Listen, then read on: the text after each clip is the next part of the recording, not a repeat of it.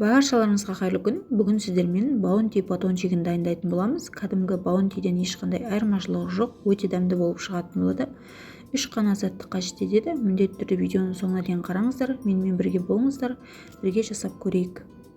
Міне осылай ыдысымызға кокос жаңғасын салып аламыз. Үстінен сгущенкамызды құйып, жақсылап басып біріккенше араластыратын боламыз, бір-біріне жабысқанша. Міне осылай қолдың көмегімен осылай форма жасап аламыз. Астына пергамент қағазын төсеп, барлығын осылай жасап шығатын боламыз.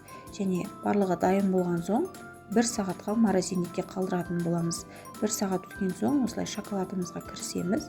Мен осылай Қазақстан шоколадынан 2 дана қолдандым. Осылай кең ыдысымызға салып, барлығын бөліп, ыстық суда ерітіп алатын боламыз. Мінекей осылай шоколадтарымыздың барлығын толықтай салып алдық және осылай ыстық суда қайта-қайта қосып отырып ерітіп алатын боламыз. Осылай үстінен біраз қасық сары майымызды салып, бір келкі масса болғанша жақсылап араластырып алатын боламыз.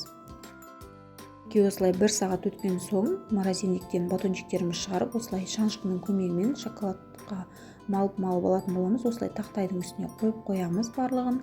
Одан соң үстінен осылай қасықтың көмегімен узор жасасаңыздар болады, қолауларыңызша.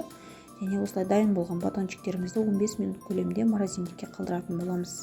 Міне осылай 15 минут өткен соң баунти батончиктерімізді шығарып алдық. Осылай қонаққа баратын болсаңыздар, өздеріңізбен бірге десерт ретінде апарсаңыздар болады. Өте керемет тәтті екен. Шаймен ішуге өте керемет үйлеседі екен. Маған және отбасыма өте қатты ұнады. Міндетті түрде сіздер де осы рецептпен жасап көріңіздер. Менің парақшам пайдалы болса, парақшама тіркеліп, лайк басып, қоңырау белгісін басып қойыңыздар. Кәдімгі дүкендегі баунтиден ешқандай айырмашылығы жоқ екен. Өте дәмді болып шықты. Жасалу жолы өте оңай. Балаларыңызды, отбасыларыңызды жасап қуантыңыздар.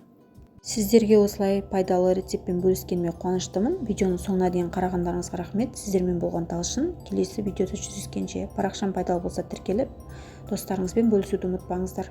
Астарыңыз дәмді болсын.